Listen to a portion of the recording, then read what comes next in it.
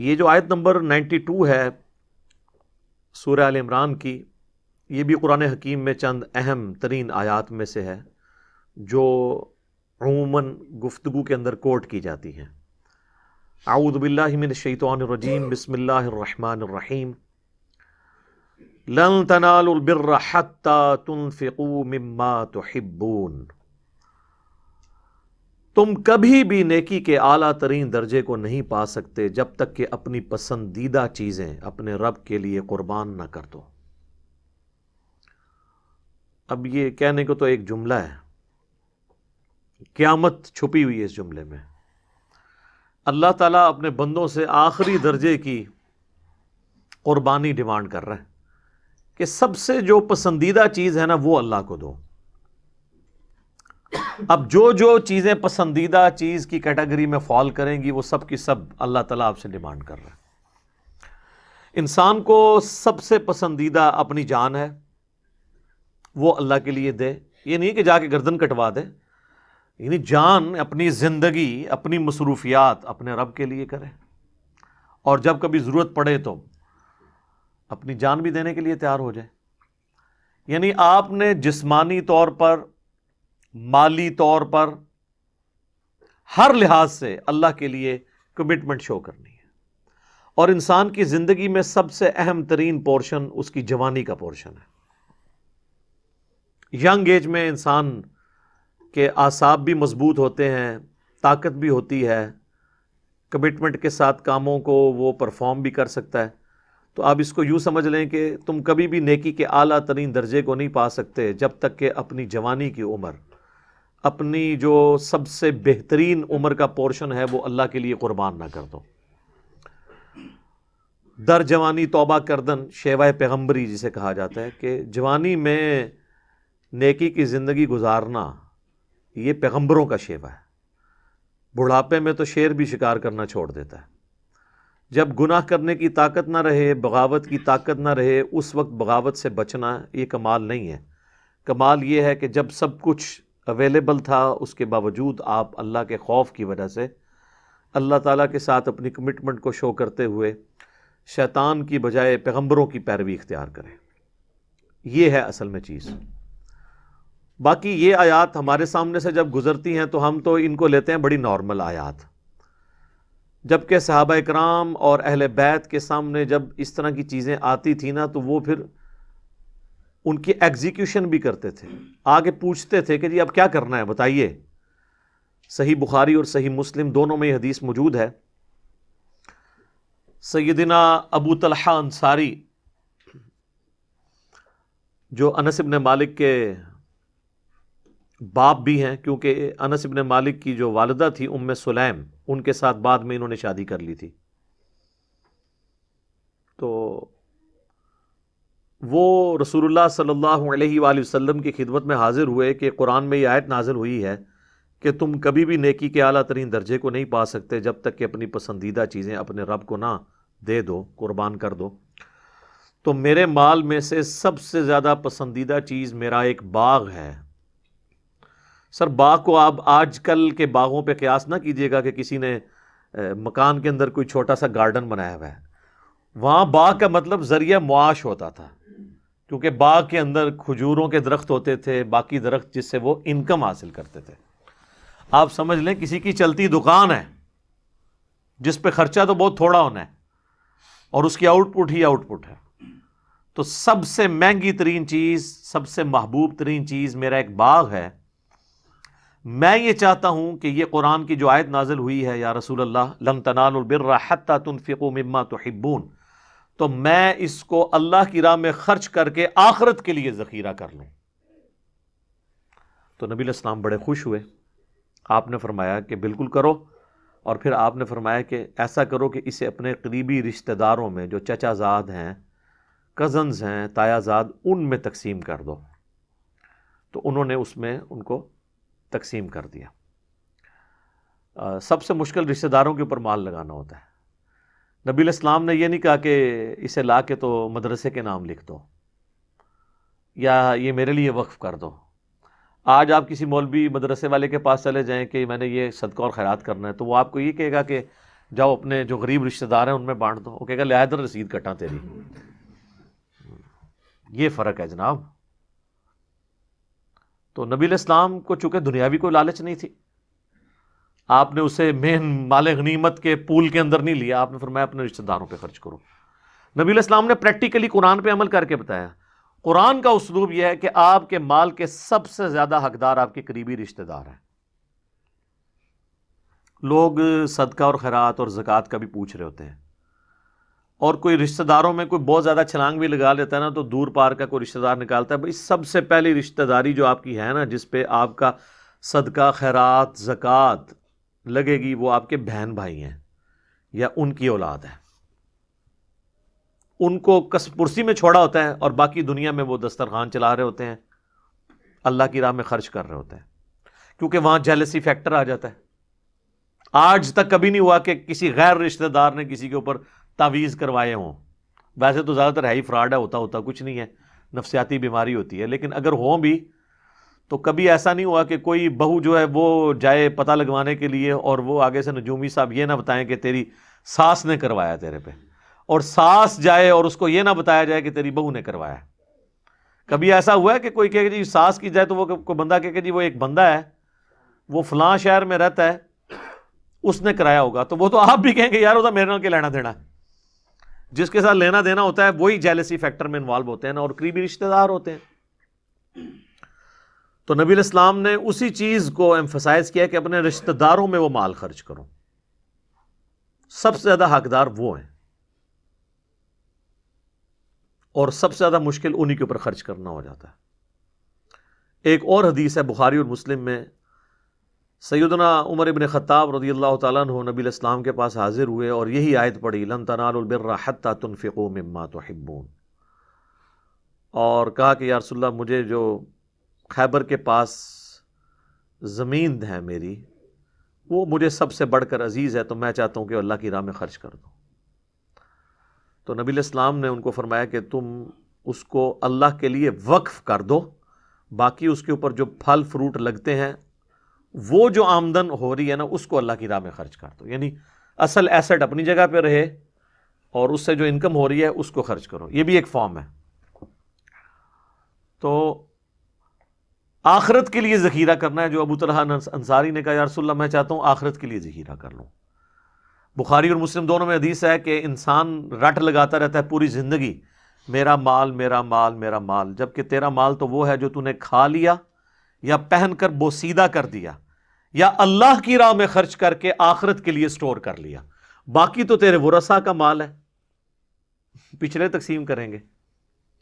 اچھا، جو آپ اللہ کی راہ میں اپنے ہاتھوں سے خرچ کرتے ہیں نا اور آخرت کے لیے محفوظ کر لیتے ہیں، وہ آپ کا مال ہے، کیونکہ قیامت کے دن کی کرنسی جو ہے وہ نیکیاں ہیں۔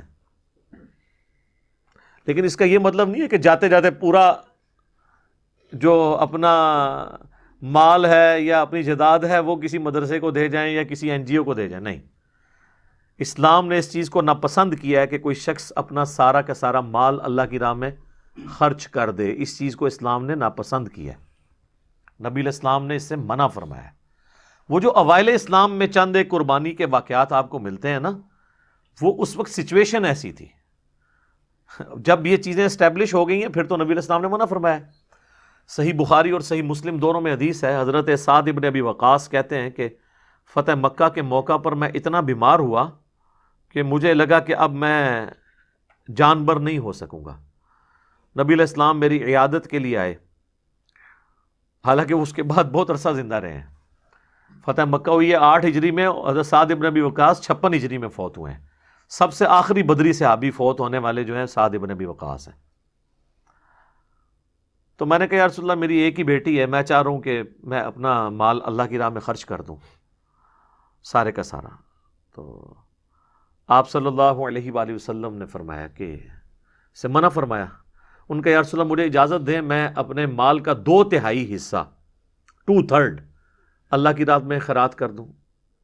آپ نے اجازت نہیں دی۔ پھر انہوں نے کہا آدھا مال، آپ نے اجازت نہیں دی۔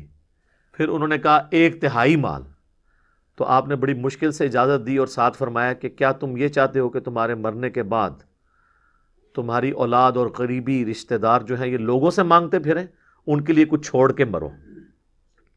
یہاں پہ ذرا سا باپ بیٹے کا جھگڑا ہوتا ہے، سب سے پہلے وہ اولاد کو آگ کرتے ہیں اور جاتے جاتے مدرسوں کے نام لکھ کے چلے جاتے ہیں۔ یہ وہ نیکی نہیں کما کے گئے، گناہ ہی کما کے گئے ہیں۔ 1/3 سے زیادہ مال آپ اللہ کی راہ میں خیرات کر ہی نہیں سکتے اپنی زندگی میں، پچھڑوں کے لیے چھوڑ کے مرنا ہے، کیونکہ مالک اللہ ہے اس مال کا۔ اور آگ تو آپ کر ہی نہیں سکتے نا، آگ کا تو کنسیپٹ اسلام کے اندر ہے ہی کوئی نہیں ہے۔ یہ تو پاکستانی قانون کے اندر کسی نے اگر کوئی بنا دیا تو بنا دیا، آگ تو کوئی کر ہی نہیں سکتا، مالک اللہ ہے۔ باپ بیٹے کا رشتہ کون ختم کر سکتا ہے؟ بیٹی باپ کا رشتہ، ماں بیٹے کا رشتہ، یہ کون ختم کر سکتا ہے؟ صلبی رشتے تو ختم ہی نہیں ہو سکتے، آگ کا کوئی کنسیپٹ نہیں ہے۔ لیکن یہ بھی نہیں ہے کہ سارے کا سارا مال آپ نے خیرات کر جانا ہے، پچھلوں کے لیے چھوڑ کے مرنا ہے۔ اور یہ بھی یاد رکھیے گا، صحیح بخاری میں حدیث ہے کہ وارث کے لیے وصیت نہیں ہو سکتی، وصیت صرف ہوگی ادر دین وارث کے لیے۔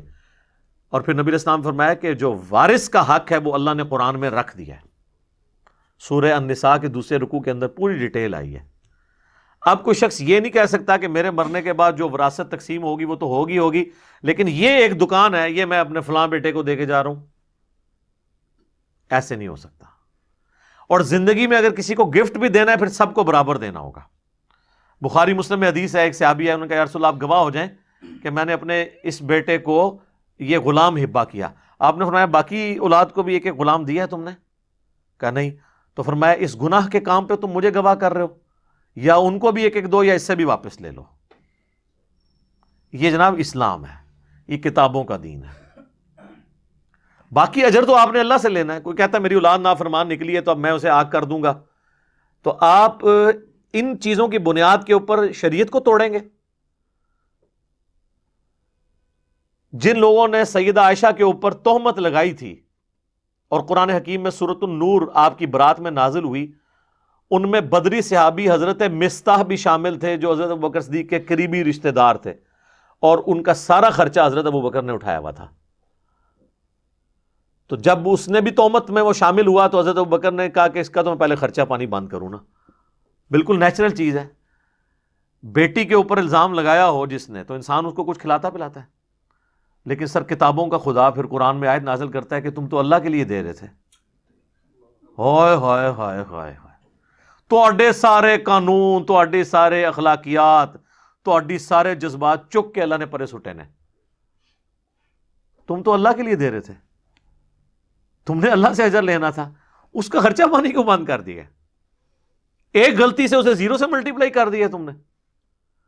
حالانکہ اس سے بڑی کوئی غلطی کو کر ہی نہیں سکتا تھا کسی شخص کے حق میں کہ اس کی بیٹی کے اوپر تہمت، اور بیٹی بھی عام نہیں ہے، امہات المومنین میں سے ہیں۔ پھر انہوں نے دوبارہ خرچہ، انہوں نے کہا کہ یا اللہ میں تیرے لیے کرتا تھا، میں اس کو چلاتا رہوں گا۔ یہ صحیح بخاری میں آتا ہے، قرآن میں اس کا ذکر بھی موجود ہے اس چیز کا کہ جو تم لوگ یہ وظیفہ دے رہے تھے تو اللہ کے لیے دے رہے تھے، یہ کیا تم نے کیا؟ تو یہ ہے کتابوں کا خدا۔ اور ہمارے جو جذباتی ہم جن عقائد و نظریات کو لے کے چل رہے ہیں وہ بالکل اور ہیں۔ کہتے ہیں انہوں نے میرے نال صحیح سلوک نہیں کیتا جناب، ایسی دی تیسی ہوتی، عدلے دا بدلہ، جبکہ اسلام میں معافی کی روش ہے۔ اس طریقے سے معاملات کو آپ نے لے کے نہیں چلنا۔ تو جائیداد اتنی چھوڑ کے مریں کہ پچھلوں میں تقسیم ہو سکے، سب کچھ اللہ کی راہ میں دے کے چلے جائیں۔ اللہ کی راہ میں کہاں سے جا رہا ہوتا ہے؟ یہ جو آپ مدرسوں کے نام لکھتے ہیں یہ اللہ کی راہ میں جاتا ہے؟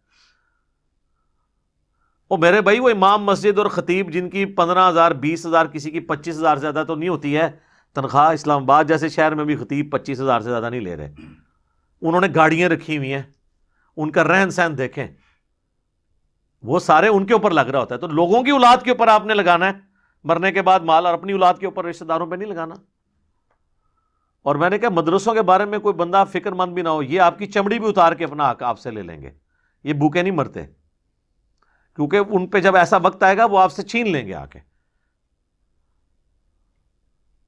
لیکن جو غریب رشتہ دار آپ کے اپنے قریبی ہیں، آپ ان کے ساتھ صرف نظر کیے ہوئے، تو یہ آخرت کے لیے آپ نے سٹور کرنا ہے۔ بخاری اور مسلم میں ایک اور حدیث ہے کہ نبی علیہ السلام نے فرمایا کہ ابن آدم کے پاس اگر سونے کی 2 وادیاں ہوں نا تو وہ یہ خواہش کرے گا تیسری بھی میرے پاس آ جائے، اس کا پیٹ صرف قبر کی مٹی بھر سکتی ہے۔ ایک اور حدیث ہے صحیح بخاری اور صحیح مسلم دونوں میں، نبی علیہ السلام نے فرمایا کہ انسان کے 3 دوست ہیں، 2 دوست باہر ہی رہ جاتے ہیں، ایک ہی قبر میں ساتھ جاتا ہے، اس کے رشتہ دار اور مال یہ باہر رہ جاتا ہے، اور اس کے اعمال ساتھ قبر میں جاتے ہیں۔ اعمال کون سے؟ جو اس نے خود کیے ہیں یا اللہ کی راہ میں خرچ کیا ہے، وہ اس کے ساتھ جائے گا۔ اور اگر کوئی اپنے ساتھ قبر میں لے بھی جائے مال، جیسے وہ پرانے زمانے میں جو فرعون تھے جن کے بڑے بڑے مقبرے بنے ہوئے ہیں پیرامڈز گیزا کے اندر مصر میں، تو ان کو ان کی پوری دولت سمیت دفنایا جاتا تھا، تو وہ اس سے کیا استفادہ کر سکتے ہیں؟ آخرت کی کرنسی تو میرے بھائی سونا چاندی تو نہیں ہے۔ قرآن میں تو جگہ جگہ آیا اگر زمین کے برابر بھی سونا ہو اور اللہ تعالیٰ کسی کو آفر کرے کہ یہ سونے کا تو مالک ہے، تو وہ فدیہ دینے کے لیے تیار ہو جائے اپنی جان چھڑانے کے لیے، حالانکہ ایسا پاسبل نہیں ہے، سمجھانے کے لیے۔ تو آخرت کی کرنسی تو ہے نیک اعمال، یہ تو آخرت میں کام ہی۔ ہاں یہ کرنسی بھی، یہ دولت بھی آخرت کی کرنسی میں بدل سکتی ہے۔